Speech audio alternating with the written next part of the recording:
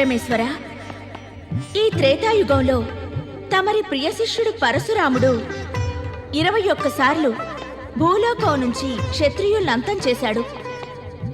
అతని ఈ కార్యానికి తమరి సమ్మతి ప్రాప్తించిందా? అత్యాచారాలను అనాచారాలను నాశనం చేసేందుకై మా సమ్మతి సహజంగానే సంప్రాప్తిస్తుంది దేవి. ఈ నిజాన్ని గురించి నీకు తెలియదా? మా శిష్యుడు విష్ణు అవతారమైన పరశురాముడు తమను తాము సర్వేశ్వరులమనుకుని విర్రవీగుతూ అత్యాచారాలు అనాచారాలు చేస్తూ నిర్దోష ప్రజలను పీడిస్తూ ఉండేటి క్షత్రియ రాజులకు దండనను విధించాడు. ఇంకా క్షత్రియ జాతి ఎప్పటికీ ఉన్నతిని సాధించలేదా స్వామి? పరశురాముని వలనే విష్ణువు మరొక గొప్ప అవతారంగా ఈ త్రేతాయుగంలో క్షత్రియ కులంలో జన్మిస్తారు. ఆ పైన నీతి, ధర్మం, న్యాయం ఇంకా గౌరవానికి నూతన ప్రమాణాలు నెలకొల్పుతారు. వాటితో పాటే క్షత్రియుల ఉన్నతి ఆరంభం కానుంది. ఆ మహోన్నత క్షత్రియ కులభూషణుడు విష్ణువు యొక్క అవతారం గురించి ఏదైనా సూచననివ్వండి మహాదేవా. మహావిష్ణువు ఎత్తే భావి అవతారం ఏదంటే రఘుకుల శిరోమణి, సూర్యవంశ మహారాజు దశరథుని సుపుత్రుడు, మహనీయ పురుషోత్తముడైన శ్రీరాముడు. మహనీయ పురుషోత్తముడైన శ్రీరాముడా?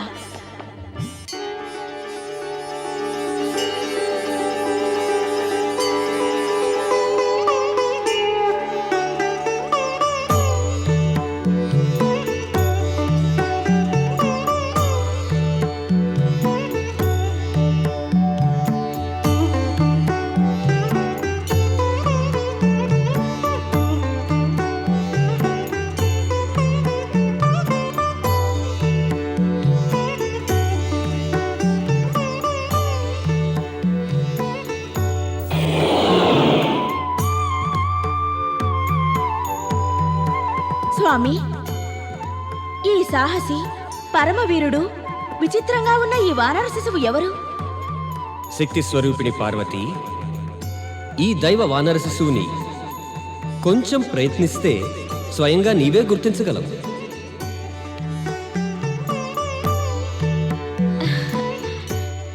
తమరి సమక్షంలో ఉండగా నేను ప్రయత్నం ఎందుకు చేయాలి స్వామి?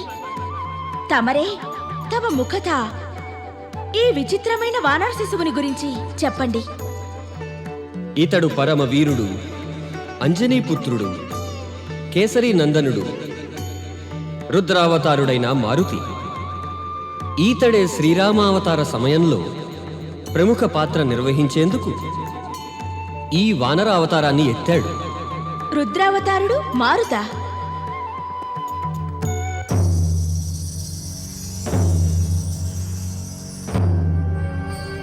దుష్ట వానరుడా, ఏమిటి నీ దుస్సాహసం? నీవు ఈ సృష్టి నిర్మాణంలో బాధల్ని ఉత్పన్నం చేస్తున్నావు. ముక్తిని కలిగించు సూర్యదేవునికి లేకపోతే నేను నా వజ్రాయుధంతో నిన్ను నాశనం చేస్తాను. ఇప్పుడు నా వజ్రాయుధం నుంచి నిన్ను ఎవరూ రక్షించలేరు. ఇదిగో.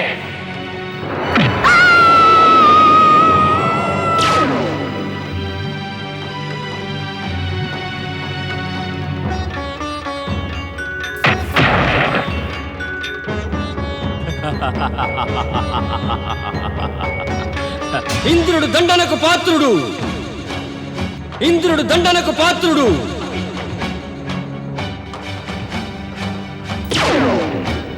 ఓం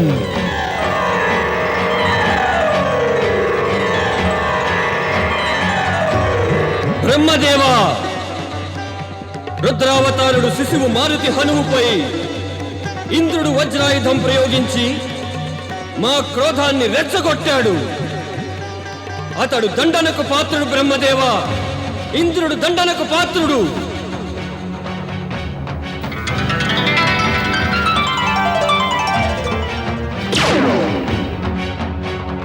క్షమించండి పరమేశ్వర, క్షమించండి. మహాదేవా, తమరి క్రోధాన్ని శాంతపరచండి. దేవేంద్రునికి ఈ నిజం గురించి తెలియదు. ఆ వానర శిశువు రుద్రావతారుడు మారుతి అని. దేవాది దేవా మహాదేవా, తెలియక చేసిన అపరాధానికై నన్ను క్షమించండి. దేవేంద్రుని అపరాధాన్ని క్షమించండి దేవాది దేవా. ఒక శిశువుపై వజ్రాయుధ ప్రయోగం సదా అనుచితమే. కానీ రుద్రావతారుడైన కారణంగా వజ్రాయుధం వల్ల పార్వతి శిఖరం ధ్వంసమైనప్పటికీ కూడా ఆ బాలకుని శరీరం పూర్వంలాగే అక్షయమే. చూడండి మహాదేవా, చూడండి.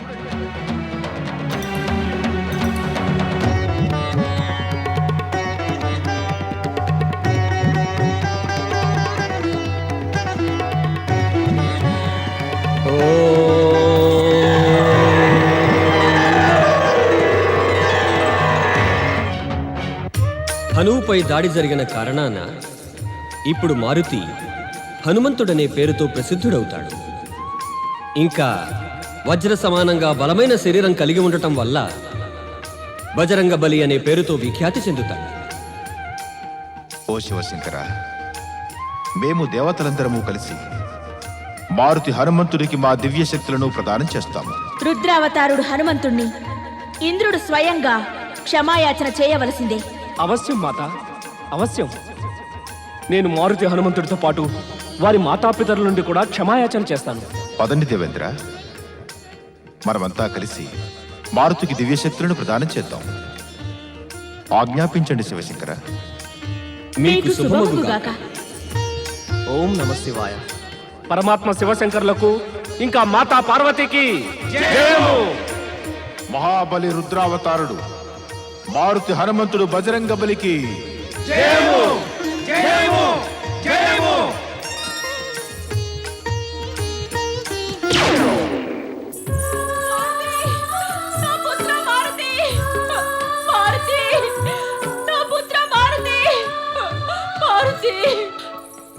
మారుతి, మీరు విశ్వసించండి స్వామి. నేను స్వయంగా నా కళ్ళతో చూశాను. నా పుత్రుడు దెబ్బతిని ఆకాశం నుంచి భూమి వైపు పడ్డాడు. నాకేమీ తెలియదు స్వామి. ఇప్పుడు తను ఏ దిశలో ఉన్నాడో మీరేదైనా చేయండి స్వామి, మీరేదో చేయండి. భోళా శంకర, భోళా శంకర, భోళా శంకర, రక్షించండి, రక్షించండి ప్రభు. విచలితురాలివి కావద్దు మహారాణి అంజనా. బజరంగ కేవలం మన పుత్రుడే కాదు, అతను రుద్రావతారుడు. శివుని కృప వల్ల ఎవ్వరూ అతన్ని ఎన్నడూ తాకనైనా తాకలేరు. అంజన తన స్వామిపై విశ్వాసం ఉంచగలదు స్వామి. కానీ మారుతి తల్లి తన పుత్రుణ్ణి సకుశలంగా చూడకుండా మాత్రం వానరరాజు మాటలను ఎలా విశ్వసించగలదు స్వామి? మహారాణి, నాకు చాలా బాగా తెలుసును. ఇది తల్లి పుత్ర ప్రేమ. నమ్మకంతోనే జీవించి ఉండజాలదు. కానీ కానీ ఏమిటి స్వామి? కానీ ఏమిటి? మీకు మన ఆరాధ్యులైన పరమాత్మ శివుని కృపపై నమ్మకం ఉంది కదా. శివకృపపై నమ్మకం ఉంచడం ప్రతి ప్రాణికి నైతిక కర్తవ్యం. అయితే ఆ మహాదేవుని మహాకృపపై నమ్మకం ఉంచుదాం. మన పుత్రునికి ఏ ఆపద కూడా రాదు.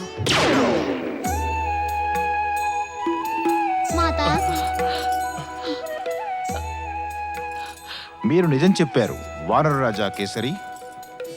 మహాదేవుని కృప వల్ల శివశక్తి సంపన్నుడు రుద్రావతారుడు బాలుడు మారుతి ఆకాశం నుంచి భూమిపై పడిపోయినా సురక్షితంగానే ఉన్నాడు.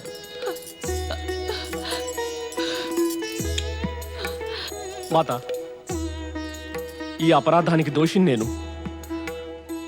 నా అహంకారం ఈ రుద్రశక్తి సంపన్నుడైన బాలకుని గుర్తించలేకపోయింది. నన్ను దండించండి మాత, నన్ను దండించండి. తెలియక మా వల్ల భయంకరమైన అపరాధం జరిగింది. మాతా, దండించండి. మీరు గనుక మమ్మల్ని దండించకపోతే ఇక మేము ఎప్పటికీ క్షమించుకోలేము. మమ్ము దండించండి మాత, మమ్ము దండించండి. మీరు చింతించవలసిన అవసరం లేదు మాత. అజ్ఞానంతో చేసిన ఈ దేవతల తప్పుని మేము క్షమించి వేశాము. ఎవరినైతే నా పరమవీరపుత్రుడు క్షమించి వేశాడో అతనికి నా వైపు నుంచి కూడా అభయహస్తం ఉంది. మీరంతా సంతుష్టులు కండి దేవతలారా. నా పుత్రుడు సురక్షితంగా ఉన్నాడు. ఇదే నా సంతోషానికి గల కారణం. దేవేంద్ర, ఆజ్ఞాపించండి, ఆజ్ఞాపించండి మాత. నా పుత్రుడు సకుశలంగా ఉన్న కారణంగా మీకు నమ్మకంగా చెబుతున్నాను. భవిష్యత్తులో ఎప్పుడెప్పుడైతే తమకు లేక స్వర్గానికి ఆపద వస్తుందో అప్పుడు నా పరాక్రమపుత్రుడు మీ దేవతలకు సహాయం చేస్తాడు. అంజనా కేసరీల నందనుడు మారుతికి జయము జయము జయము. వానరరాజా కేసరి, దేవి అంజన, నా మాట శ్రద్ధగా వినండి. అజ్ఞానం వల్ల దేవేంద్రుడు బాలకుడు మారుతి హనువుపై వజ్రాయుధం ప్రయోగించాడు. ఈ కారణంగా తమ బాలుడు ప్రపంచంలో హనుమంతుని పేరుతో ప్రసిద్ధుడవుతాడు. హనుమాన్ హనుమాన్ వజ్ర శరీరుడైన కారణంగా బజరంగ బలి అనబడతాడు. బజరంగబలి హనుమాన్. ఇది పరాత్పర బ్రహ్మ మహాదేవుల ఆశీర్వాదం. అంజనా కేసరీల పుత్రుడు హనుమంతునికి జయము జయము జయము. మహావీరుడు బజరంగ్ బలికి జయము జయము జయము. రానున్న భవిష్యత్తులో తమరి పుత్రుడు హనుమంతుడు ప్రపంచంలో తన భక్తి యొక్క శక్తిని ప్రదర్శించి తన అపూర్వ పరాక్రమంతో ప్రతివారిని ఆశ్చర్యపరుస్తాడు. నేను బాలుడు హనుమంతునికి అష్టసిద్ధులు ఇంకా నవవిధుల జ్ఞానాన్ని ఇంకా శక్తిని ప్రదానం చేస్తాను.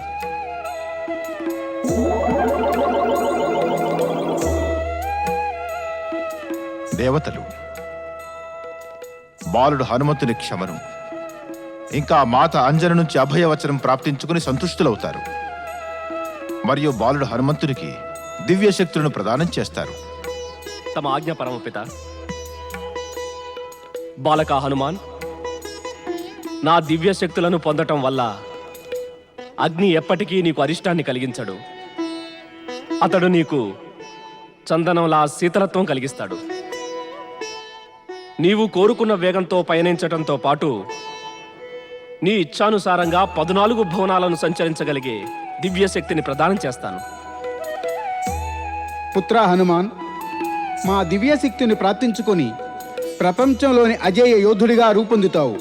నీవు అత్యంత బలశాలివి కాగలవు. జగత్తులోని ఏ శక్తి కూడా నిన్ను పరాజితుని చేయలేదు. నా దివ్యశక్తి వల్ల నీవు మంత్ర, తంత్ర, రహస్య ఇంకా మాయలను క్షణమాత్రంలోనే గుర్తెరింగి వాటిని నాశనం చేయగలిగే శక్తిమంతుడు అవుతావు. నా పుత్రుడు హనుమంతుడికి తమరందరి కృప ప్రాప్తించినందుకు తమరు నా శతకోటి ప్రణామాలను స్వీకరించండి. అంజనా కేసరీల నందనుడు హనుమంతునికి జయము జయము జయము. మహావీరుడు బజరంగ్ బలికి జయము జయము జయము. నారాయణ నారాయణ నారాయణ లక్ష్మీ నారాయణ నారాయణ నారాయణ నారాయణ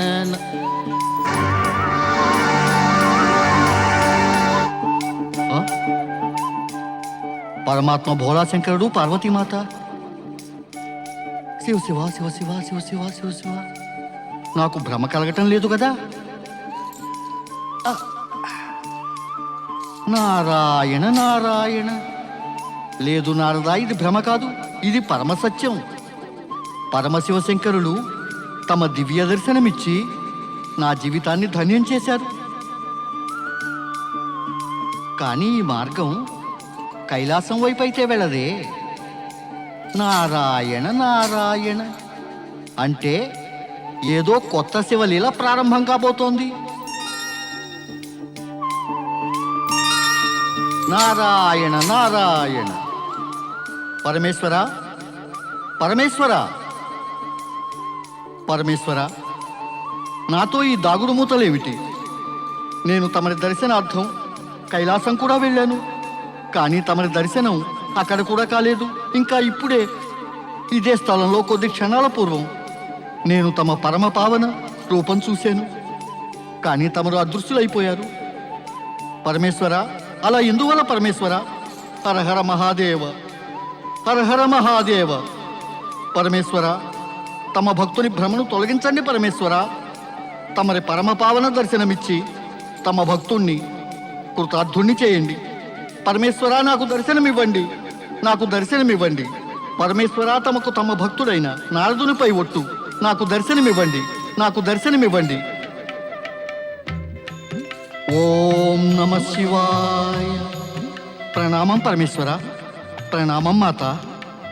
మాత, నా వల్ల ఏదైనా అపరాధం జరిగిందా? అందువల్లే నాకు దర్శనమివ్వటం లేదా? నారదా, స్వామి దర్శనం పొందేందుకు కఠోర ఆరాధన ఇంకా కఠిన సాధన నీవు తప్పక చేయవలసిందే. దీనికింత ఆరాటపడవలసిన ఆవశ్యకత ఏముంది? నారాయణ నారాయణ. మాత, నేను ఎప్పుడూ పరమశివశంకరుల దర్శనాన్ని పొంది కృతార్థుణ్ణైపోతాను. కానీ నాకు వీరి దర్శనం లభించకపోయినప్పుడు అప్పుడు ఆరాటంతో ఉత్తేజపడిపోతుంటాను. చతుర నారద, భావుకథ అభినయంతో నీవు ఏ ప్రశ్నకు సమాధానం తెలుసుకోవాలనుకుంటున్నావో అది నీకు ఈ సమయంలో లభించదు. నారాయణ నారాయణ అంటే ఈ ప్రపంచమనే వేదికపై ఏదో కొత్త శివలీల ఉదయించబోతోంది. నీ జిజ్ఞాసకు ఏది సమాధానమో ఈ ప్రశ్నకు అదే సమాధానం. దాని కొరకు కూడా నీవు నిరాశ చెందక తప్పదు. ఇప్పుడు అభినయయుక్తితో పాటు వేరే ఏదైనా ప్రశ్న మిగిలి ఉంటే అది కూడా అడుగు. నారాయణ నారాయణ నారాయణ నారాయణ. నటరాజు శివుడు ఇంకా నటరాని శక్తి ఎదుట అభినయయుక్తుల్ని ప్రయోగించడమా? అది మూర్ఘత్వమే అవుతుంది. కానీ తమరు నాకు ఒక్క మాట మాత్రం చెప్పండి. కైలాసం నుండి ఎప్పటిదాకా తమరు అదృశ్యులవుతారు? ఇంకా అప్పటిదాకా తమరు ఎక్కడుంటారు? ఈ ప్రపంచంలోని అణువణువులో వ్యాపించిన విశ్వేశ్వరుడు శివునికి నివాస స్థానానికి కొదవలేదు. ఆయన ఎలాంటి జడ పదార్థాలపైన కూడా తాను కోరినట్లు కృపను చూపగలరు. నారాయణ నారాయణ అంటే పరమశివశంకరుడు ఇంకా పార్వతీమాత ఇంకా కొంతకాలం పాటు కైలాసం నుంచి అదృశ్యులైపోతారు. కానీ ఈ శివలీలా రహస్యం కనుక్కోవలసిందే నారదా. అప్పుడప్పుడు శివదర్శనం కాకపోతే నారదుడి జీవితం వ్యర్థమైపోతుంది. నారాయణ నారాయణ.